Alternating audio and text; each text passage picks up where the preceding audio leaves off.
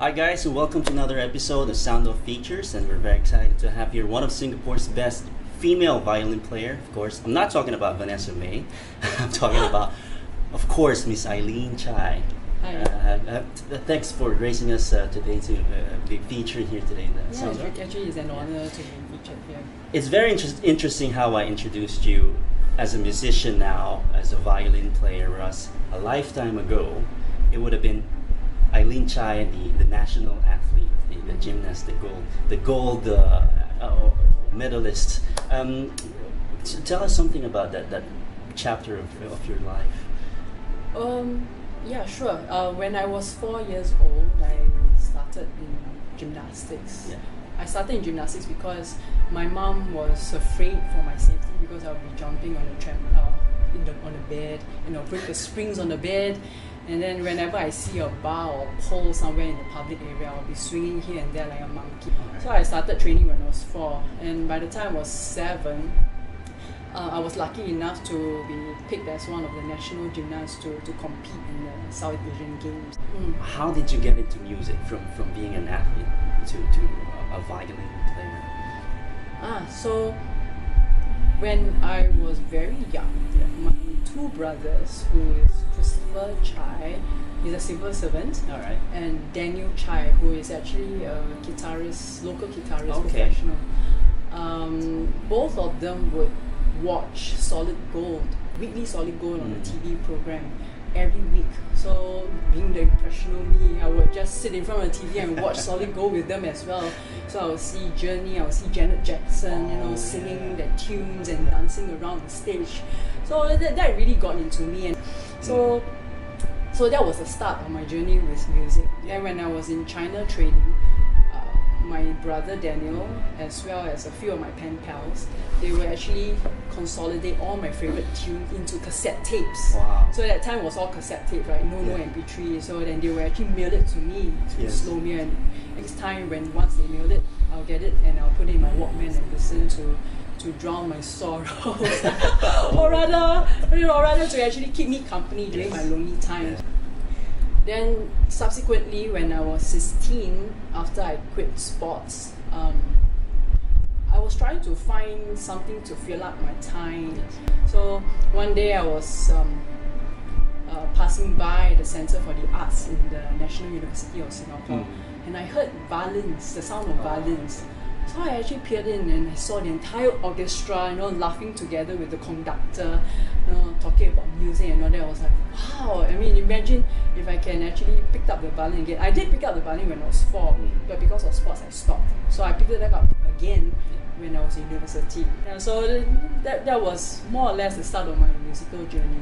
Well, in terms of the challenges that local musicians face nowadays, so what would you think is the biggest challenge, especially for independent musicians here in Singapore? I've always thought that challenges are something that we see as something that's negative, but so it's really about the mindset. We believe that there's always challenges. It's going to put us down quite a bit. So I always believe that there are life lessons learned when something doesn't go as well. So I wouldn't really see them as something negative. I wanted to bust because I wanted to change my mindset that if I want to engage the audience, I must be able to really communicate with them rather than thinking that they're actually there to look at me. When you're busking, that doesn't happen. You have to actually try to communicate with them, to send a message across that we are giving you a form of art to share. So why I'm saying this, because it's all about our mindset. If we believe that there are challenges, it's too much for us to handle, it's going to be very tough for us to survive in this music industry. There are a lot of difficulties for many musicians. You were an athlete. I think you still are. You still play sports. You're a musician, and now you're also an author. So, what led you to actually sit down and write a book? So, why then I wanted to write the book is because of my mom. My mom, if you read the book, have you bought the book yet? Just kidding. Anyway, so I wanted it to be like a tribute from my mom. So in a way to thank her of all the things that she has done for me. She was there 24 hours for me. So I wanted people to know the things that she has done for me. And as I was writing the book, I also realized that there are a lot more people who have helped me through my journey in sports and music. So in a way, I wanted to thank them as well, those who have actually helped me, my coaches, my teachers, my friends, of course my family. So I was thinking this book could be a platform for people to reflect on my life lessons learned, so that they will start reflecting on their life lessons learned. So with these in mind, the book and the music became a starting point for me to launch this platform of Teacher Life for Life, which is to encourage people to share their stories, pass forward their life lessons learned to better the life of others. Any message to your fans or potential fans, and also what can we expect from you 2 to 3 years from now? What's the next step for Eileen Chai? Next step. After this platform of Teacher Life for Life, I also am producing a music video called Spread Your Wings. So this Spread Your Wings is also one of the songs in my EP. Alright.